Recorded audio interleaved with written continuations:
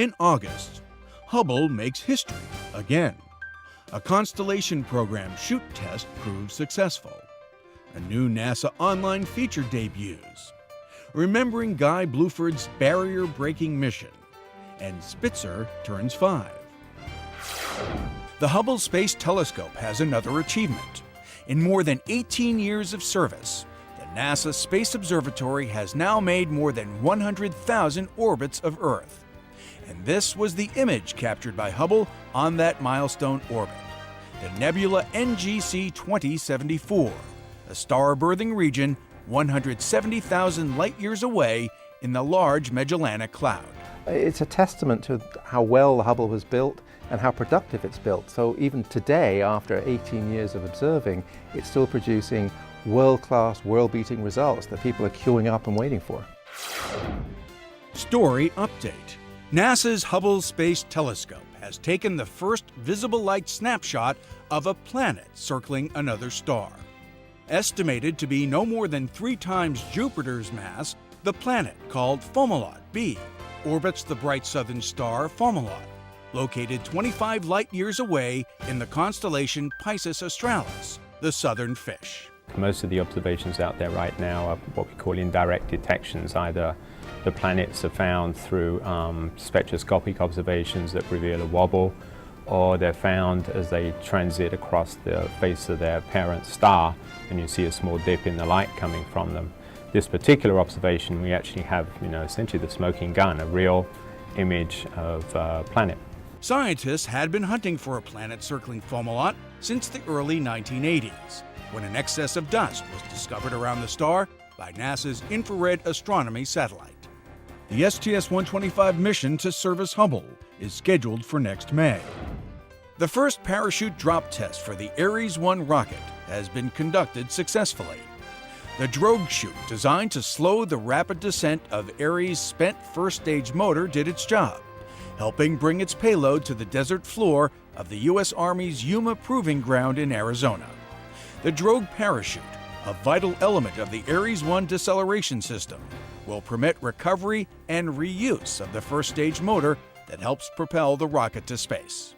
The successful test is a key milestone for NASA's Constellation Program that'll send explorers to the International Space Station, the Moon, and beyond. Want to learn more about NASA history? Welcome to our celebration of NASA's 50th anniversary. The NASA website has a new multimedia experience that takes visitors on an interactive tour of the agency's first 5 decades of exploration. It combines current and historic video with state-of-the-art computer animation for a virtual World's Fair of NASA history. Each decade has a pavilion that hosts exhibits chronicling those 10 years of challenges and achievements. Visitors get unique insight into NASA's 50 years of exploration and research, as well as a glimpse into the future. It's the new millennium! Let Automa the robot guide your journey through NASA history at www.nasa.gov.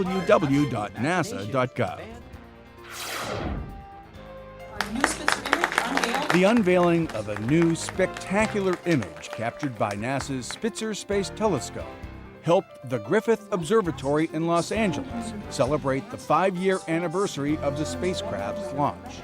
The glitzy image is just the latest eye-opening new view of the universe seen by Spitzer in infrared light. The Spitzer mission's many accomplishments include imaging the farthest known galaxies, breakthroughs in understanding the lives of stars, and detecting light for the first time from exoplanets, or planets orbiting other stars. The activities at the observatory included lectures on astronomy, a Spitzer information booth, and a 140-foot-long Spitzer image of our own Milky Way galaxy. 25 years ago this week, on August 30th, 1983, Guy Bluford became the first African-American in space as a crew member of STS-8. We have ignition and we have liftoff. The first shuttle mission to launch and land at night. STS-8 deployed an Indian satellite and conducted a variety of scientific and medical experiments and measurements. A native of Philadelphia, Pennsylvania, Bluford became a NASA astronaut in August 1979 and flew 3 more shuttle flights after his history-making mission. All of them were exciting missions where we did very different things, but things for which I feel very proud. In September, NASA celebrates its golden anniversary. Buckeye astronauts gather in Cleveland. Lancaster, California pays tribute to 3 NASA heroes. And a new book features NASA art. Honoring the past, envisioning the future was the theme of a gala in celebration of NASA's first 50 years. Some 2,000 guests attended the event at the Smithsonian National Air and Space Museum's Udvar Hazy Center in Chantilly, Virginia. With the largest collection of aviation and space artifacts in the world as their backdrop, invitees heralded NASA's 5-decade-long commitment to scientific discovery, technological innovation, and space exploration. One thing about that is very enjoyable about our 50th birthday, we're still young enough to be able to interact with those, not only our astronauts, but also our flight engineers, those on the ground who help bring it together. To be able to be mentored and taught by such people has been one of the greatest benefits that I've had. NACA is to become part of a new agency, the National Aeronautics and Space Administration. It was 50 years ago this week, on October 1st, 1958, that the National Aeronautics and Space Administration was established to steward America's space program and help humankind's understanding of the universe, our home planet, and ourselves. As we pause to mark NASA's first 50 years of inspiration, innovation, and discovery, we see a world without borders from our vantage point in space, a world where the sky's the limit. The event also featured a congratulatory message from Expedition 17 flight engineer Greg Shamatov aboard the International Space Station. The evening's entertainment included performances by music icon Quincy Jones, Frank Sinatra Jr., and the Space Philharmonic, conducted by Émile Decaux. 19 astronauts with Ohio roots participated in a NASA 50th anniversary gala held in Cleveland. The event highlighted the contributions of 27 astronauts born or now living in Ohio, including Neil Armstrong. We did. John Glenn. And that gives you confidence you can really do this. And Jim Lovell. You either had to have the courage to continue or you were lost. New York native astronaut Kevin Kriegel also attended. Kriegel was named an honorary Buckeye by the state's governor prior to piloting Discovery on the all-Ohio STS-70 in 1995. His crewmates were Commander Tom Hendricks and mission specialists Nancy Jane Curry, Don Thomas, and Mary Ellen Weber. That's my only words of inspiration is keep your eyes and ears open. Look for the tiniest opportunity to try something new, to seek out new people, new events even like this, like today. The city of Lancaster, California, paid special tribute to 3 former NASA astronauts. Sidewalk plaques honoring Eileen Collins, Michael Collins, and the late Gordon Cooper were unveiled on Lancaster's Aerospace Walk of Honor.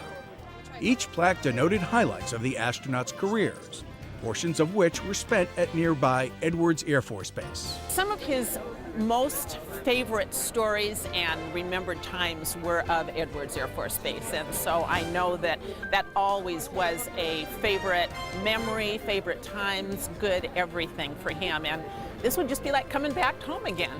The careers of Cooper, Michael Collins, and Eileen Collins span NASA's human spaceflight program, from Mercury through Apollo and the Space Shuttle.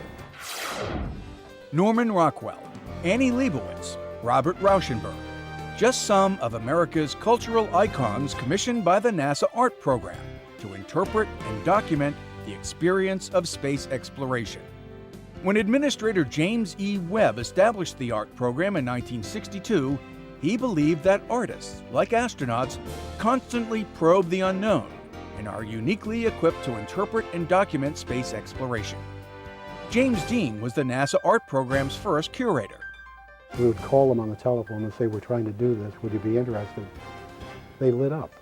I mean, artists had been kind of pushed into the background with the advent of great photographic coverage of everything that was happening. And here they were being invited back into the front line of something that was new, exciting, and had the world's attention. So they were very eager to get involved. In NASA, Art, 50 Years of Exploration, a new book co-authored by Dean and the art program's current curator, the public will be able to see for the first time many of these artists' interpretations in a historic collection of almost a half-century of space-inspired artwork. I think when people see the book, they go, wow, NASA does this kind of stuff. I mean, who would have thought? I mean, but also, it really tells the NASA story in an interesting way. You really get an idea of what the history of NASA is all about, and you go all the way back to the last Mercury mission, all the way going forward. NASA Art, 50 Years of Exploration contains 150 full-color illustrations, along with essays by Apollo 11 astronaut Michael Collins, science fiction novelist Ray Bradbury, and curator Tom D. Crouch.